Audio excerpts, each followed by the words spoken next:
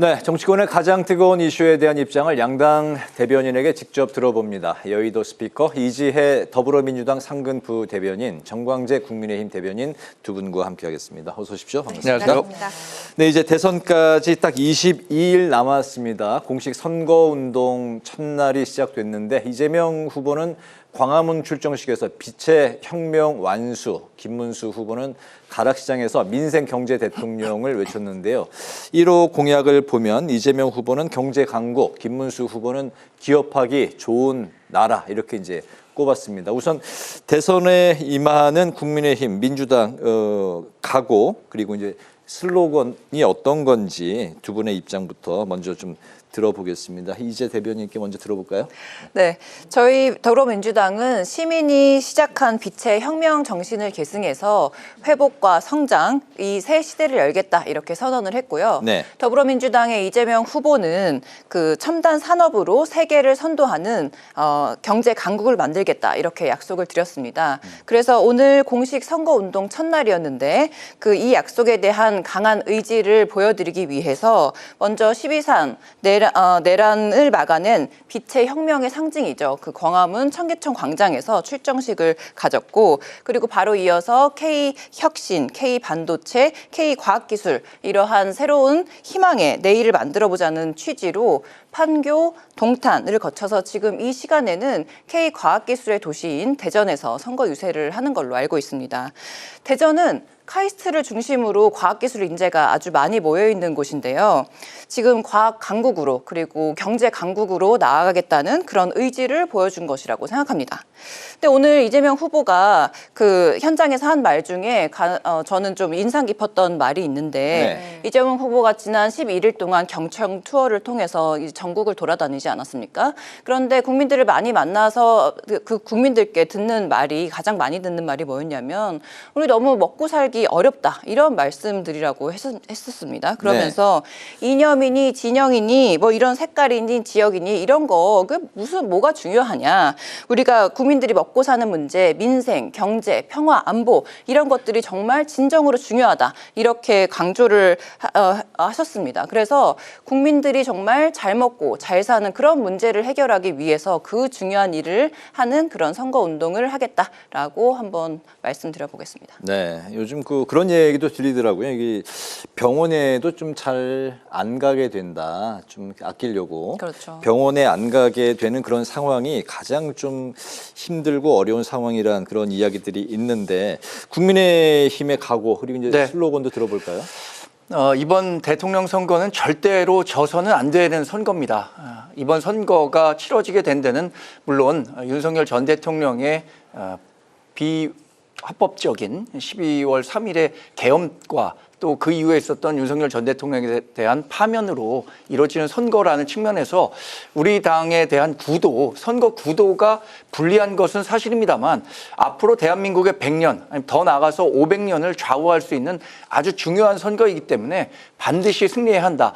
그런 위기감이 있는 선거라고 보고요. 네. 그 위기감의 바탕에는 그동안 민주당이 보여줬던 입법 독재에 대한 두려움 때문입니다. 그동안 입법권을 독점하고 있다는 이유만으로 행정부와 심지어 사법부까지 겁박해서 이재명 후보에 대한 사법 리스크를 없애려는 움직임을 보였었는데 이것이 이재명 민주당 후보가 대통령이 당선이 되면 대한민국의 현실이 될 수 있다는 점 누구나 이런 위기감을 갖고 있기 때문에 절대 져선 안 되는 선거란 판단을 하고 있고요. 우리 당의 슬로건은 새롭게 대한민국 정정당당 김문수입니다. 이 슬로건에 담긴 의미는 과거 우리 국민의힘과 또 윤석열 전 대통령이 잘못했던 부분을 반성하고 새롭게 대한민국을 만들어가겠다는 의지가 포함되어 있고요. 정정당당 김문수에는 이재명 후보와 김문수 후보가 살아왔던 삶의 궤적에 대해서 한번 유권자 여러분들이 살펴봐 주셨으면 하는 바람에서 정해진 슬로건입니다. 김문수 후보 아시다시피 이번 선거에 앞서서 그 재산 등록할 때 10억 원 하신 거 보셨을 겁니다. 봉천동 24평 아파트가 거의 전 재산이라고 해도 모자람이 없고요.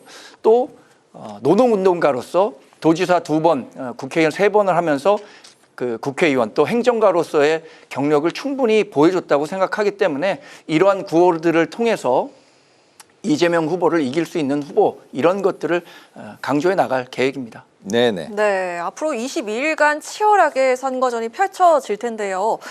이재명 후보와 김문수 후보는 서로 그 망언 신경전을 시작으로 민주당은 김문수 후보에게 내란에 대해서 석고 대죄부터 하라. 국민의힘은 이재명 후보의 방탄과 독재를 심판하자. 이렇게 서로 공세를 폈습니다.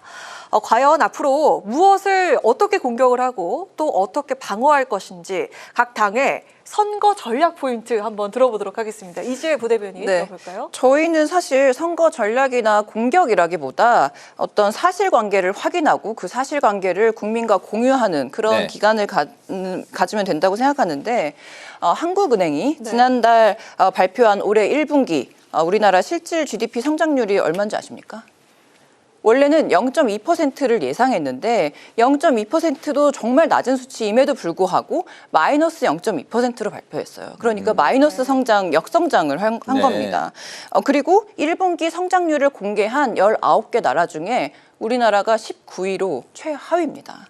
그리고 이제 이게 왜 이런 수치가 나왔느냐? 뭐 트럼프의 미국 관세나 뭐 이런 뭐 관세 전쟁이나 이런 얘기들을 예측하기도 했지만 사실 그것은 우리나라에만 해당되는 변수도 아니고 이렇게 역성장한 나라가 19개 중에 3개국인데 그 3개국 가운데서도 우리나라가 가장 마이너스 성장을 지금 기록을 한 겁니다. 그게 왜겠습니까? 이게 윤석열 전 대통령이 지난 해 12월 3일 밤 내란을 일으키고 위헌 위법한 비상계엄을 선포를 했기 때문에 그 뒤로 계속 경제가 나빠지고 그리고 이 정치적 불안정성이 커지니까 투자도 안 되고 그러니까 국민들이 먹고 살기 힘들고 이런 악순환이 계속 되는 거라고 저는 생각을 하는데요. 그런데 여기에서 또 더 중요한 것은 뭐냐면 그러면 이 경제 위기를 극복하고 회복과 성장으로 나아가야 되는 이 시점에서 지금 국민의힘의 김문수 후보는 어떤지를 살펴보면 일단 구구 폭동 세력인 정광훈 목사가 배후에 있다라는 의혹도 있는 상태이고 그리고 지금 우리 시청자 여러분들이 계속 주말 내내 보셨겠지만 단일화 잡음이 그렇게 컸는데도 권성동 원내대표가 누굽니까? 친윤의 대표 주자인데 지금 교체론을 일축한 것은 이미 지금 내란 세력과 결별을 거부했다. 이렇게 우리가 예측할 수도 있지 않습니까? 그리고 윤석열 전 대통령이 본인의 페북에 이 지금 새로 국민의힘 후보로 등록한 김문수 후보를 응원하는 그런 글들도 올린 것으로 봤을 때 지금 내란 세력과 그리고 극우 폭동 세력이 결합해서 우리나라를 더 망치게 그렇게 내버려둬서는 안 된다. 지금도 이미 너무 힘들다라고 저희는 생각하고 있고 네. 이러한 지점들을 국민들이랑 잘 공유해서 선거 운동 기간을 보낼 것으로 예상하고 있습니다. 네. 네, 그 내란 세력에서 벗어나지 못했다 이렇게 이야기를 네. 했습니다. 일단 뭐 공격하신 부분에 대한 방어 논리부터 말씀드리겠습니다. 계엄과 관련해서는요. 김문수 후보도 이미 후보 시절에 계엄을 선포하는 국무회의에 본인이 참석했더라면 반드시 계엄을 막았을 것이다라는 명확한 입장을 밝혔습니다.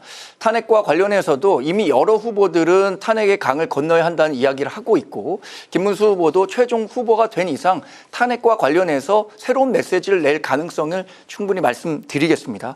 저는 그리고 이 이재명 후보에 대한 공격 포인트는 사실 너무 많아서 밤이 새도록 얘기해도 모자랄 판인데 첫 번째는 이재명 후보의 도덕성과 신뢰의 위기 이런 부분 얘기하지 않을 수가 없는 거죠. 과연 우리나라 대한민국을 이끌 최고 국정 책임자로서 그동안 이재명 대표가 보여왔던 삶의 궤적이 대통령으로서의 자격이 있는가 이 부분에 대해서 의문을 제시하지 않을 수가 없는 거죠. 개인적 삶 검사 사칭했었죠. 무상연애 했었죠. 또 이런 제가 뭐 네. 하나하나 다 말씀드리지는 않겠습니다만 이런 부분에 대해서 어떻게 우리 국민이 신뢰할 수 있는 대통령으로서의 자격이 있는지에 대한 의문을 제기하고요. 두 번째는 좀 전에 말씀드렸던 것처럼 민주당이 지금 입법권을 독점한 상태에서 여러 가지 법안들, 특검 법안들 다 만들어내고 있습니다. 근데 그것을 행정권을 가진 우리 정부가 거부권을 통해서 막아왔기 때문에 지금 현실화되지 않았지. 앞으로 이재명 대통령이 됐을 때 민주당이 갖고 있는 이러한 법안 폭주들이 어떻게 대한민국을 바꿔놓을 수 있는가. 이 부분을 지적하지 않을 수가 없습니다. 실제로 지금 먹고 사는 문제 많이 얘기하고 있습니다. 이재명 후보가. 그러나 실제 얘기하는 것과 지금 기업하기 좋은 환경을 만들고 있느냐, 이 부분에 대해서는 판단이 다를 거라고 생각합니다. 네. 그래서 이 먹고 사는 문제와 관련해서는 누가 더 대한민국이 기업하기 좋은 나라를 만들고 성장할 수 있고 복지도 충분히 할 수 있는 책임자, 적임자라는 점을 아마 유권자 여러분들께서 선거 기간 동안에 평가해 주실 거라고 생각합니다. 네. 이번 이제 대선에서는 민주당이 이제 일찌감치 준비를 시작을 한 반면에 국민의힘은 지난 주말까지 극심한 내홍을 이제 겪었고 그 결과 35세의 초선 김용태 의원이 비대위원장으로 또 선출이 됐습니다. 앞으로 국민의힘이 지지율 상승의 계기로 삼을 수 있을지 아니면 이재명 후보의 대세론으로 더욱 더 이제 이 판세가 굳혀질 것인지 현재 그 여론의 반응을 양당은 좀 어떻게 보고 계신지 이번엔 정광재 대변인께 먼저 물어볼까요? 일단 우리 당의 후보가 확정된 지 이틀밖에 되지 않아서 지금 양자 구도로 전환을 해야 되는데 네. 그 시기가 좀 늦었다는 점에서 아직까지 여론에 이렇다 할 변화를 확인할 수 있는 결과는 나오지 않았습니다. 네. 그러나 선거가 구도와 정책과 인물이라고 해요. 그중에 구도가 가장 큰 비중을 차지하는데 이제 우리 당의 후보가 정해지면서 앞으로 나올 여론조사 결과는 기존에 나왔던 것과는 확연히 다른 여론조사 결과가 나올 것이라고 생각하고요. 우리 당의 그 후보가 정해지는 과정에서 법원 판결에 따라서 김문수 후보가 되느냐 한덕수 후보가 되느냐 이렇게 최악의 경우도 갈 수 있었는데 다행히 당원 표결의 결과에 따라서 우리 당의 최종 후보가 확정됐습니다. 저는 이게 전화 위복의 계기가 될 수 있다고 생각합니다. 실제로 이번 선대위 구성만 놓고 보더라도 김문수 후보 측을 중심으로 해서 당내 주류 세력들이 함께 포함돼서 이른바 용광로 선대위를 구성하고 있고요. 이런 부분들에 대한 인식이 유권자들에게 충분히 전달되는 시차가 있을 뿐이지 그 시차 후에는 기존과는 완전히 다른 여론조사 결과가 나올 것이라고 예상하고 있습니다. 네네. 이제 대변인님은 어떻게 보실까요? 국민의힘의 상황을. 일단 이제 국민의힘이 뭐 비 온 뒤에 땅이 굳는다 이렇게 얘기할 수도 있지만 아직 비가 내리고 있다. 저는 이렇게 보고 있는데 왜 그러냐면 오늘부터 공식 선거 운동이 시작되지 않았습니까? 그런데 이제 대통령 후보가 누구로 적합한지 그리고 국민 유권자들이 어떤 사람이 후보로 좋은지 지금 뭐 준비 상태도 따져보고 그리고 정책도 꼼꼼히 살펴보고 이런 시간들을 보내셔야 되는데 근데 오늘 국민의힘 선거 운동 첫날을 보면 정말 처참해 보일 지경이거든요. 그러니까 일단 이 유세차에 후보 이름이 없습니다. 뭐 피켓을 들고 선거 운동복 이렇게 착용해서 선거 운동하는 그런 일반 선거 운동하는 사람들은 그 이름이 없이 지금 돌아다니고 있고 그리고 현수막에도 유세차에도 지금 이름이 보이지 않고 아직 랩핑조차 하지 못한 그런 차가 돌아다니고 있다는 그런 얘기들이 많아서 민주당과 이 국민의힘 사진이 그 유세차 사진이 비교해서 오늘 많이 돌아다니던데 이런 것만 봐도 민주당만 지금 공식 선거 운동이 시작됐다라는 얘기가 많이 들릴 정도입니다.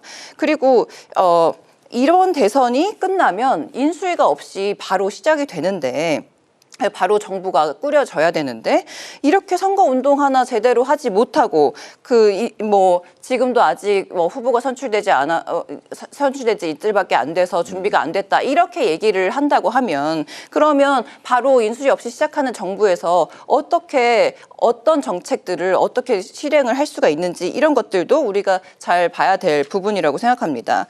그래서 누가 이 위기에 빠진 대한민국을 진짜 대한민국으로 만들 수 있는지 이런 것들을 지금 국민들께서 다 보고 판단하실 것이라고 생각하고 그리고 아까 정광재 대변인께서 말씀하신 것처럼 경제도 복지도 국민의힘이 잘할 수 있다 이렇게 말씀을 하셨지만 사실 잘할 수 있었으면 진작 했었어야 됐다고 생각합니다. 지금 그렇게 말씀을 다시 하는 건 좀 늦은 감이 있지 않나라고 덧붙여봅니다.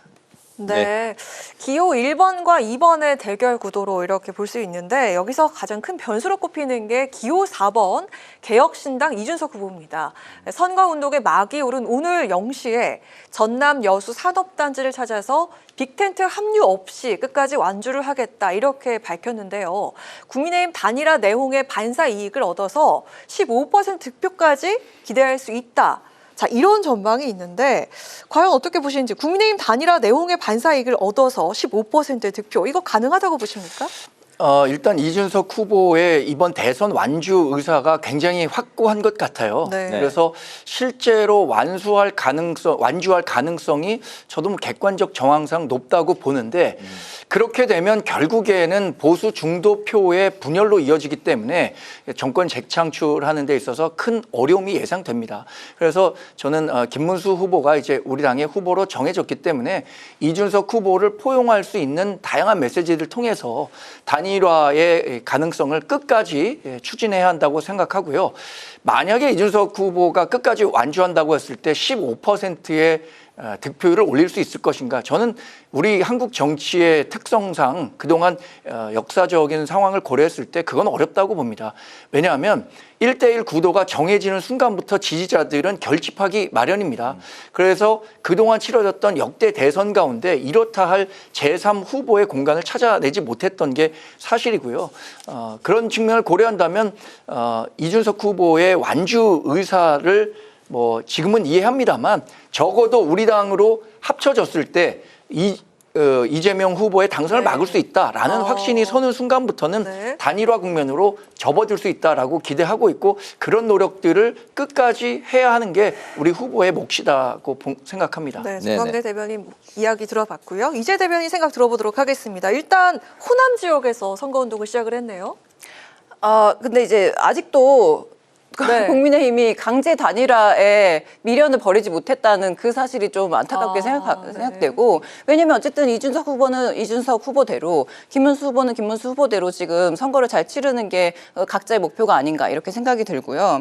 그리고 이준석 후보 입장에서 지금 국민의힘이 뭐 여러 가지 강제 단일화 과정에서의 그런 잡음과 그리고 그 이후에 벌어질 뭐 시너지 효과가 없는 그런 상황 때문에 반사 이익을 얻을 거다 이런 기대를 하고 있을 수는 있지만 저는 그게 그렇게 크지 않을 거라고 예측하는 이유가 뭐냐면 국민의힘이 지금 보이고 있는 이 악영향이 너무 커서 이준석 후보가 자신의 존재감을 드러낼 수 있는 그런 틈이 보이지 않는다라고 저는 생각하고 있거든요. 네. 그러니까 예를 들어 불법 계엄 세력들이 아직도 반성을 하지 않고 자꾸 본인들의 기득권에 집착해서 지금 대권보다 당권이다라는 얘기가 계속 나오고 있는 것처럼 자꾸 기득권을 지키려는 시도들이 지난 국민의힘 경선 과정과 그 강제 단일화 과정에서 비롯되고 지금 국민들이 다 보시지 않았습니까? 그리고 또 홍준표 전 대구시장이 페북에다가 이야기를 한 것처럼 지금은 드랍한 한덕수 전 총리의 배후에 윤석열 전 대통령이 있다. 뭐 이런 의혹도 제기한 바가 있고 그리고 국민의힘 내에 친윤 그룹이라고 하는 세력들이 어떻게 하든 강제 단일화를 이뤄내려고 했는데 그게 잘 안 됐습니다. 그렇다고 그래서 지금 김문수 후보로 설정이 됐지만 그렇다고 해서 아까 정광재 대변인이 말씀하신 것처럼 지금 당내 민주주의가 잘 적정하게 있다라고 이야기를 하셨지만 저는 그렇다고 해도 이게 좀 마음이 놓을 사항이 아니라고 생각하는 것이 이 최종적으로 확정된 김문수 후보가 제가 아까도 말씀드린 것처럼 광장에 그 극우 폭동 세력인 정광훈 후보가 그 배후에 있다라고 보이는 근거가 지금 여러 가지 나타나는데 오늘 또 동영상이 또 재소환돼서 돌아다니는 것 중에 제가 하나 적어왔는데요. 2019년에 김문수 후보가 정광훈 목사 집회에 나가서 정광훈 목사와 함께 성령으로 저 빨갱이 악령을 물리치기로 결심했다라던가 우리 정광훈 목사가 그 길로 이끌어 주실 것으로 믿는다라고 하는 그런 발언을 한 영상이 지금 공개가 돼서 다시 돌아다니고 있거든요. 그러니까 며칠 전까지도 심지어 김문수 후보가 이 정광훈 광장과 함께 가지 않을 이유가 없다 이렇게 밝히기도 했는데요. 그래서 자꾸 민주당이 내란 세력에서 지금 극우 폭동 세력으로 변한 것뿐이다라고 주장을 하는 것처럼 이것뿐만이 아니라 또 어제 저희 민주당에서 김문수 후보의 망언집을 또 공개를 하기도 했는데 사실 네. 그게 또 차마 입에 올릴 수 없는 수준이라서 제가 지금 말씀드리지는 않겠지만 이런 상황에서 너무 김문수 후보의 지난 망언이라던가 지난 과거의 행적이라던가 그리고 지금 보여주고 있는 국민의힘의 행태 이런 것들이 너무 크기 때문에 이준석 후보가 드러낼 수 있는 틈이 없어서 아마 지지율 상승의 효과가 그렇게 크지 않을 거다라고 저는 전망하고 있습니다. 네. 그런데 그 계엄과 관련해서 우리가 반성하지 않았다라고 말씀하시는데 계엄과 관련해서는 우리 당 공식 입장이 계엄을 미연에 막지 못해서 대단히 송구하다라고 여러 번 지도부를 비롯해서 당 대변인 논평을 통해서 얘기했고요. 전광훈 목사와 뭐 관련한 이야기들 김문수 후보의 말 바꾸기 이야기를 하는데 저는 이재명 후보가 그동안 해왔던 말 바꾸기 수준에 비하면 김문수 후보의 말 바꾸기는 그야말로 애교에 불과한 수준이다. 이 정도만 말씀드리겠습니다. 지금 주제는 이준석 후보였는데 또 이렇게 옆길로 새게 되었습니다. 네, 이게 최근에 국민의힘의 이제 후보 교체 후폭풍이 워낙에 이제 컸다 보니까 네. 오늘 이제 국민의힘 이야기를 좀 많이 하게 되는 그런 그렇습니다. 상황이 되는데 그 중에서도 윤석열 전 대통령이 오늘 이제 법원에 공개 출석을 했습니다. 이제 지상에서 기자가 이제 질문을 하는 모습도 생중계가 됐는데 김건희 여사 역시 이제 오는 14일 이제 모레가 될 텐데 출석을 통보를 받은 상황입니다. 국민의힘 내에서도 윤 전 대통령 측과 이제 손절 요구가 이제 점점 높아지고 있는 상황인데 아무래도 이번 대선 레이스가 이제 본격화되면서 윤 전 대통령의 국민의힘 당적 그리고 이제 재구성 문제가 계속해서 이제 쟁점으로 등장하게 될 것 같습니다. 윤 전 대통령과의 관계 설정, 국민의힘은 이제 앞으로 좀 어떤 분위기로 흘러갈까요? 일단 뭐 당내 일각에서 제기되는 문제이긴 하지만 뭐 윤석열 전 대통령에 대한 출당 조치 또는 탈당이 필요하다는 목소리는 계속해서 커지고 있는 게 사실입니다. 윤석열 전 대통령을 중심으로 한 정치적 구심력은 지난 4월 4일에 있었던 탄핵 파면 결정으로 인해서 굉장히 약해졌다고 생각하고요. 아직까지 탄핵과 관련해서는 김문수 후보가 어떻게 입장을 정리했다라고 말씀하지 않았기 때문에 제가 이 자리에서 입장이 이렇게 정리될 것이다라고 이야기하기는 어렵지만 결국에는 이번 선거에서 승리하기 위해서 중도 진영의 표를 가져와야 한다는 공감대는 누구나 갖고 있을 겁니다. 그런데 지금 윤석열 전 대통령이 이번 대선 과정에 적극적으로 본인의 정치적 영향력을 행사하려고 하는 부분은 우리 당의 대선 승리에 큰 도움이 되지 않을 것이다라고 생각하는 분들이 우리 당내에 굉장히 많아졌습니다. 네. 이런 것까지 고려한다면 저는 뭐 출당 조치 이런 것이 아니라 윤석열 전 대통령 스스로 자신의 거취에 대해서 한번 고민하는 것이 우리 당의 정말 마지막 소임 그러니까 책임을 다하는 정치적 행위 아닐까 이런 생각을 하게 됩니다. 네, 윤 전 대통령과 이번 그 대선 레이스에서 국민의힘이 어떻게 관계 설정을 어떻게 갈까요? 일단 김건희 여사 얘기부터 좀 하고 싶은데요. 네. 그 오늘 이제 김건희 여사에 대해서 재수사에 착수했다, 검사 몇 명이 파견됐다 이런 네. 보도가 많이 나오던데 최근까지도 검사위의 여사 이런 말이 있었습니다. 그러니까 이 여사는 모든 의혹에서 벗어나 있고 특혜 조사 아니면 뭐 봐주기 수사 이런 것들을 해오지 않았습니까? 그래서 출석 통보를 뭐 했다고 하는데 사실 지금도 벌써부터 출석의 통보에 할 것이다라는 예상에 대한 그런 보도가 많이 나오고 있는데요. 김건희 여사를 하루라도 빨리 포토라인에 세워서 지금 검사들이 어떤 수사의 의지를 증명하는 것이 먼저라고 생각합니다. 그리고 또 윤석열 전 대통령에 대해서도 지금 자꾸 뭐 손절한다 아니면 뭐 출당시킨다 이렇게 얘기를 하고 있는데 전 진짜 그 말에 반대하는 이유가 뭐냐면 윤석열 대통령이 벌인 그러니까 내란 범죄의 행위가 그런 말로는 너무 가벼워 보입니다. 지금 윤석열 전 대통령이 내란 우두머리 혐의로 지금 기소가 돼서 재판을 받고 있는 거거든요. 그러니까 당연히 이 위헌 위법한 계엄을 일으킨 윤 전 대통령과 관계를 당연히 끊고 이 내란을 계획하고 실행한 그런 집단과 그리고 그런 사람들의 가담자들에 대해서 제대로 처벌받고 다시는 그런 일이 없도록 해야 된다는 말씀을 드리고요. 그리고 아까 이제 대변인님께서 말씀하신 것처럼 사과를 자꾸 했다라고 하시지만 지금 후보의 입장에서는 한 번도 공식적인 사과가 벌어진 적이 없고, 그리고 또 덧붙이는 말씀처럼 지금 윤석열 대통령의 존재가 중도층의 표를 끌어오는데 부담이 된다라는 측면에서 사과를 지금 요구하는 것이지, 그렇게 보이기 때문에, 표를 위한 사과로 보이기 때문에 우리가 진정성이 없고 아직까지 사과를 하지 않았다라고 지적하는 이유가 거기에 있다고 저는 보입니다. 네, 알겠습니다. 여의도 스피커 이제 대선 전까지 이렇게 한 번 정도 더 뵙게 될 것 같은데 상황이 또 어떻게 흘러갈지 그때 또 상황 지켜보도록 하겠습니다. 오늘 여의도 스피커는 여기서 이제 마무리하도록 하겠습니다. 지금까지 이지혜 더불어민주당 상근 대변인, 정광재 국민의힘 대변인 두 분과 함께하겠습니다. 말씀 잘 들었습니다. 고맙습니다. 고맙습니다.